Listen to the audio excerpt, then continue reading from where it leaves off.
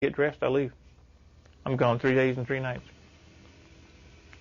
And at that time, we lived exactly 11 miles from the airport that you guys passed coming here. Oh.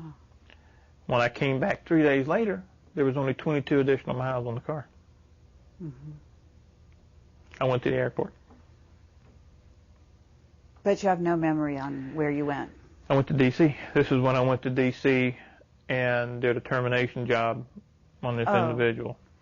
Now, what year was that? 1985. So this is quite a while ago. Yeah. And here's something that I'll tell you guys, I didn't want to put on the tape.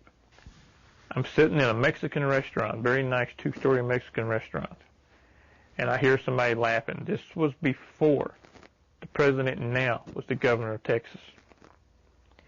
I look over, and there's George Jr. sitting at the bar with the Secret Service bodyguards, drunk as a skunk, with the Secret Service trying to get him to calm down. Now, that's when I snapped awake. I don't remember driving there. And I'm looking around, and where the hell am I at? But yet there he is. I had one impulse. Kind of terminate. And I had a gun in my pocket. And for whatever reason, I fought the impulse down, and I didn't kill him. In other words, you remember who he is now, but you didn't know who he was when you were there? I didn't have a clue. He was just some guy who was getting drunk with Secret Right. Service around him. Exactly. I did not have a clue who he was. And then I'm sitting there watching the news sometime later when the governor of Texas has announced his bid to run for the presidency, and I look at him, I'm like, holy. Oh, this was before he became president? Yes. I got it. Years before. So in that context, maybe it makes even more sense. Mm-hmm. And it's even scarier. What about underground bases? Do you think you've ever been in an underground base? I know where one is, right here in the state. When I was in my mostly late teens, okay, I remember the farmhouse that we lived on was situated in a valley. And there were old logging roads that went all the way around the valley. I had a good 5-mile run up and down the mountains on a good graded road. There was also some worked out strip mines over to the southeast of there. Well, one day I'm running out through there, and I decide to drop down the hill and go over and look around. As soon as I do, I can feel the vibrations in the ground. And I drop down and I put my ear to the ground, the way my grandfather, taught me how to do. And I get up, and this little voice says, "Get the hell out of here." As I'm running back up the hill, a chopper lands. Wow. I didn't go back anymore. But a couple of days later, 2 things happened at once. Okay, my father had a friend.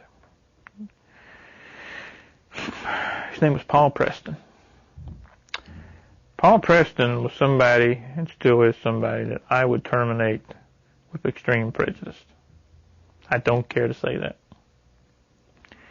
When I was 14, we were getting ready to work the field. We had a cash farm, and I was working on a tractor. We lived about a mile up a dirt road, off the main road, and I can sense a vehicle coming before it's halfway up. I stop and I look out, okay, and I see this grayish silver van coming up into the driveway. Brand new. Has a UHF antenna on top. I've never seen anything like this. Again, this is Kentucky in the mid-'70s. Nobody had that kind of money. This was before the coal boom, before the energy crisis, before people made $20 an hour. People were lucky to make minimum wage, okay? And this guy gets out of this van, and I noticed it has Texas tags. I had heard my dad talk about this guy. They were childhood friends. And then this was confirmed to me later on that they were in the CIA together, that Paul Preston was actually station chief in more than one area. But he gets out of the van, calls me by name. I never met the guy before, to my knowledge. And in that instant, I had two thoughts. One was run, because this guy's bad news, this guy's dangerous. Run. The other was take him out, kill him before he kills you. Okay? I'm only 14 years old. Wow. Yeah, my hair was longer then than it is now. And my dad comes down from the house. And they do the handshake, slap on the back, huggy, all this kind of stuff. Well, Mr. Preston looks at my dad, gets real serious, says, we got to go talk.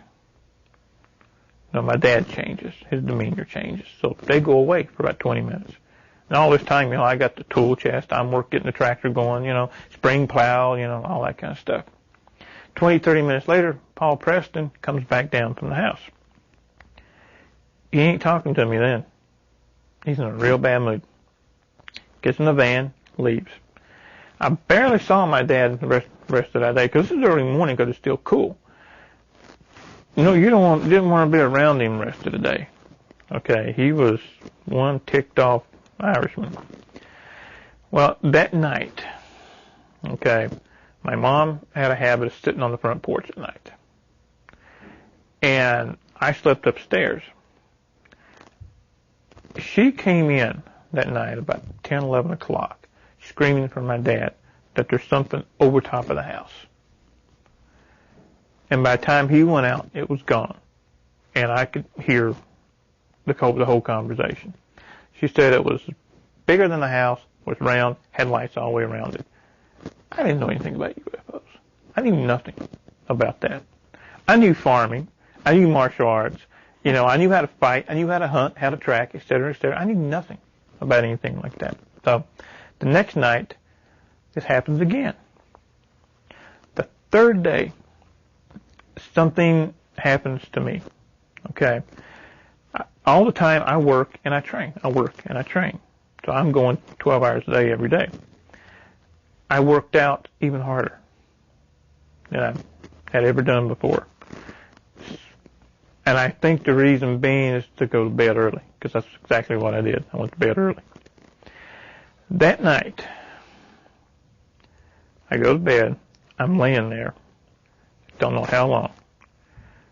But I feel like I'm on fire when I snapped awake. I can't move. All I can do is open my eyes.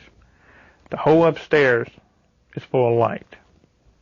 And I can see a bipedal figure standing by the bed. I can see a head, I can see the arms, I can see the legs. That's it. And I know it's talking to me. It's telling me something. And the next thing I know, my dad is shaking my shoulder because my brothers saw the light and they thought the upstairs was on fire. That's all I remember. I don't remember anything again until I'm almost 18. Meaning no memories between the age of 14 and the age of 18. Right. I didn't get my driver's license until I was almost 18. I should have had them at 16. I didn't get them until I was almost 18 because I wasn't around to get them. Do you remember what the being looked like other than 2 arms, 2 legs? That's all I could see. A torso, 2 arms, 2 legs, and a head. Not an oval-shaped head, but a head-shaped head. A normal shaped head.